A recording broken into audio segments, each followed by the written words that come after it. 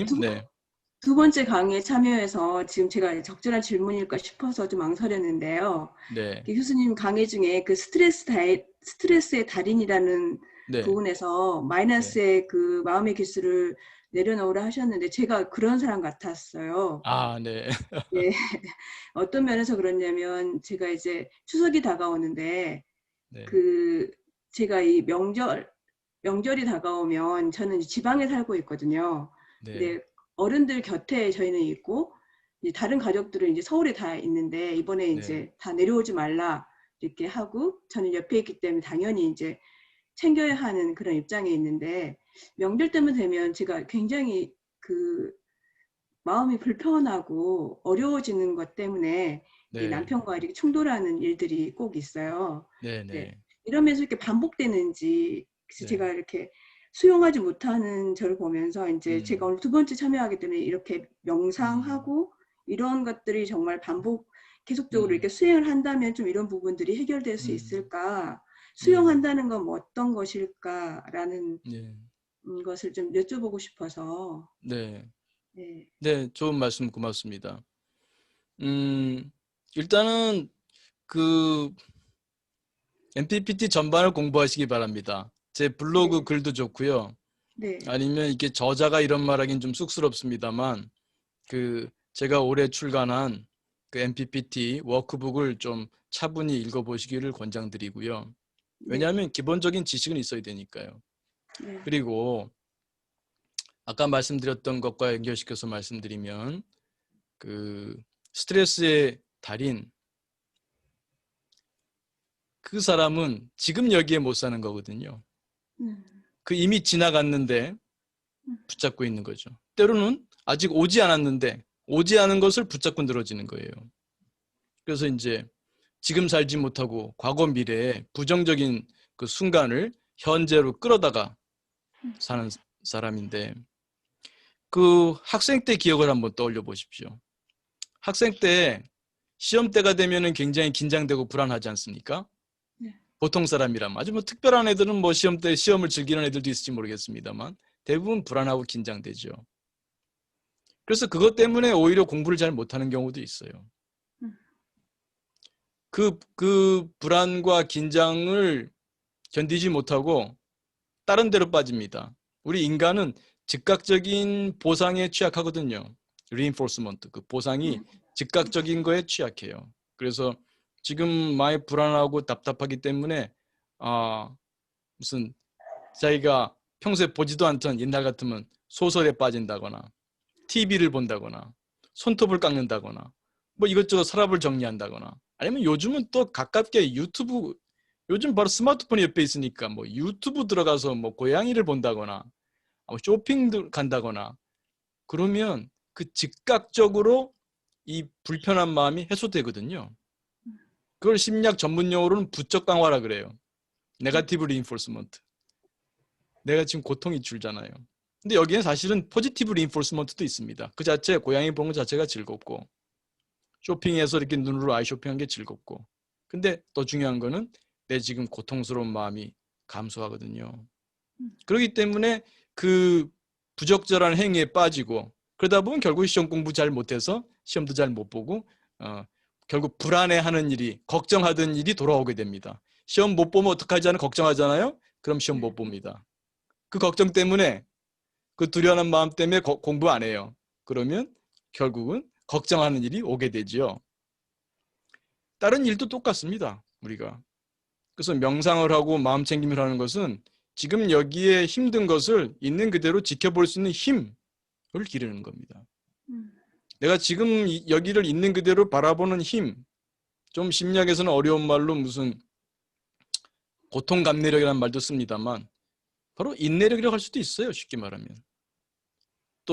톨레랑스, 톨러런스. 그걸 기르는 겁니다. 어떤 의미에서는. 지금 힘들죠.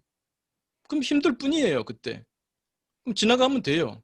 그 힘든 거는 힘들 만한 이유가 있어야 됩니다. 또 내 나름대로 이건 뭐 살면서 필요한 일이야. 뭐 지금은 힘들지만 이건 해내야 돼. 그 내가 동의한 욕구입니다. 내가 동의한 동기예요. 그래서 그 동기를 실현하기 위해서 내가 노력합니다. 그 과정이 힘들 수는 있죠. 그럼 지나가면 끝이에요. 그리고 그 과정에서 내가 또 배우는 바가 있고 또 만족이 있습니다.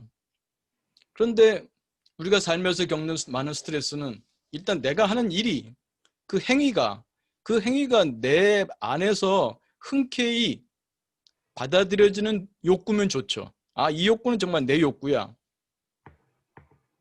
내 욕구야. 그럼 그 욕구, 사람은 행위를 해요. 행위를 하는 이유는 내 욕구를 충족시키기 위해서죠. 웰빙이 뭡니까? 동기 충족, 동기 충족 예상. 스트레스는요. 동기 좌절, 동기 좌절 예상입니다. 동기 상태 이론에서 잘 설명하고 있죠. 그러니까 지금 내 욕구가 분명히 내 욕구여야 됩니다.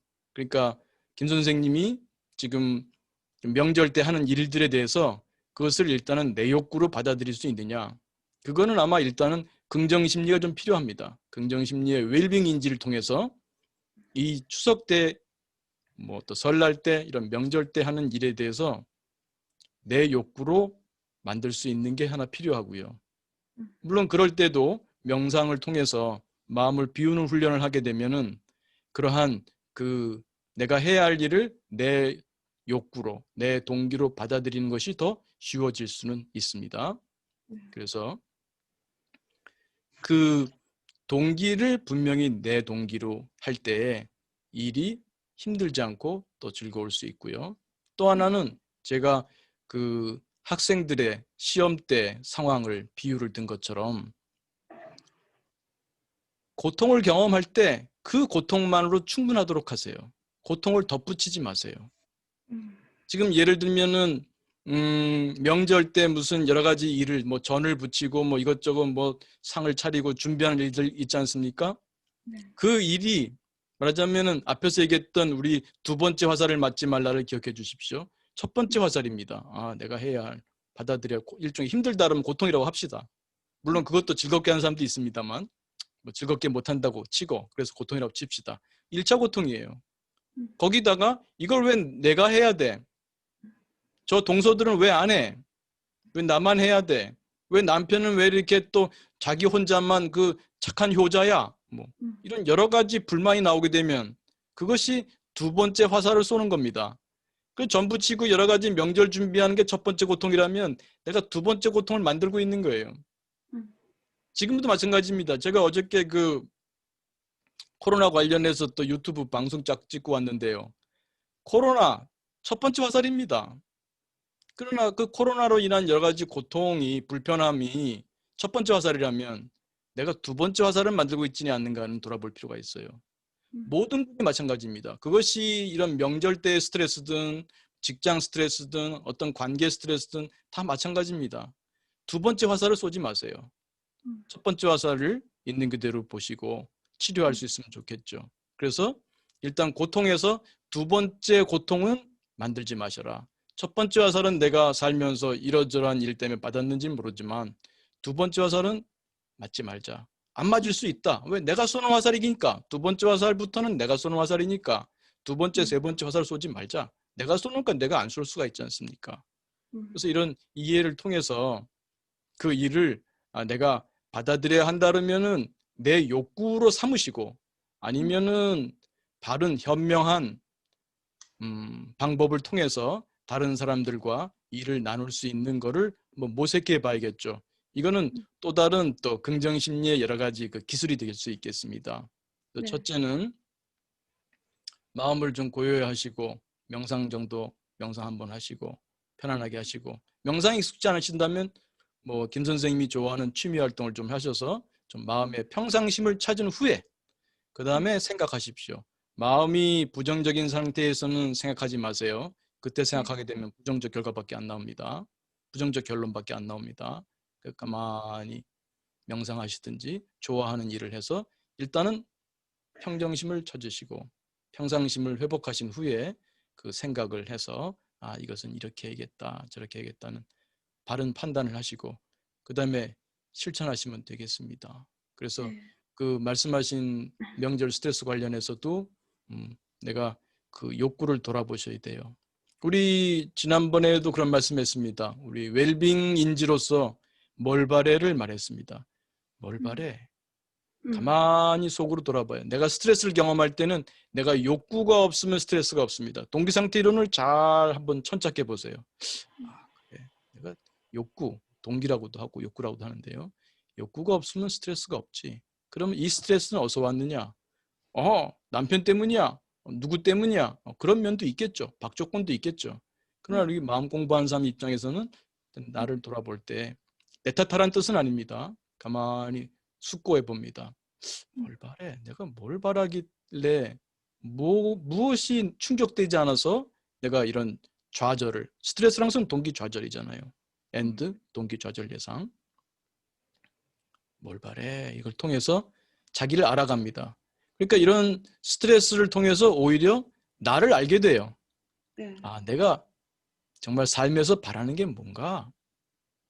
내가 남편과의 관계에서 바라는 게 뭔가? 자식들과의 관계에서 바라는 게 뭔가? 이 가족들과의 관계에서 내가 진짜 바라는 건 뭔가? 또 더 중요하게는 내가 나에게 바라는 건 뭔가? 이런 걸 볼 수 있다면 이런저런 생활 속에서 경험하는 스트레스를 통해서 나를 알게 되고 나를 오히려 성장시킬 수 있게 되고 그 과정이 행복이라고 말씀드릴 수 있겠습니다. 네, 제가 잘 감사합니다. 짚지 못한 것이면 선생님이 얼마든지 다시 질문하셔도 좋습니다. 아니요, 제가 좀 더 공부를 좀 더 하고 오늘 말씀하신 내용들을 따라 해보면 될 것 같은 그런 마음이 드는데요. 네. 아까 교수님 말씀하신 것처럼 뭘 바래라고 이렇게 S를 물어볼 때 저는 네. 이제 그 밖에서 이렇게 자주 했는데 제 안에 나에게 물어봐야겠다. 네. 그런 생각이 들었고 그렇다면 훨씬 더 잘 네. 찾아갈 수 있을 것 같은 그런 마음이 들었습니다. 네, 감사합니다. 네, 감사합니다. 네. 네, 모든 분이 마찬가지입니다. 스트레스를 경험하실 때 한번 돌아보십시오. 뭘 바래? 스트레스라고 하는 것은, 고통이라는 것은 동기좌절이지 않습니까? 혹은 동기좌절 예상. 내가 뭘 바라는가? 내가 뭘 바라길래 지금 좌절을 경험하고 있나? 혹은 좌절을 예상하고 있나? 그걸 통해서 내가 내 인생에서 내 유한한 삶, 언젠가는 이 지구를 떠나야 되는데 이제 나이를 먹을수록 이제 지구에서 살 날이 줄어들지 않습니까? 어떻게 살아야 되는지 돌아볼 수 있습니다. 맨날 똑같은 다람쥐 쳇바퀴 돌듯이 똑같은 걸 사용하지 않습니다. 박조건은 똑같더라도 내 안조건이 바뀌면 경험이 바뀝니다. 구성주의. 물론 바깥을 바꿀 수도 있죠. 그러나 바깥을 바꿀 수 없다면 혹은 마음 공부하는 사람으로서 나의 성장에 관심이 있다면 바깥이 안 바뀌더라도 내 안이 바뀌면 경험은 바뀔 수밖에 없잖아요. 만약에 아니라면 선생님들이 저한테 항의하시고 질문하세요. 구성주의 틀렸다. 그럼 제가 이론을 고칠게요. 그러나 여러분이 구성주의가 맞다. 그리고 나도 지금 뭐 돈 많이 버는 거 좋고 지위 높아진 거 좋지만 내 마음 공부도 하고 싶다. 내가 이 지구를 떠날 때 영혼이 한 뼘이라도 좀 성장해서 가고 싶다. 그러시다면 스트레스를 경험하실 때 오히려 좋은 기회 아니겠습니까? 나를 돌아볼 수 있는. 그래서 그걸 통해서 나를 알고 나를 더 행복하게 할 수 있죠. 내 성장하는 길이 바로 제대로 된 행복의 길이니까요.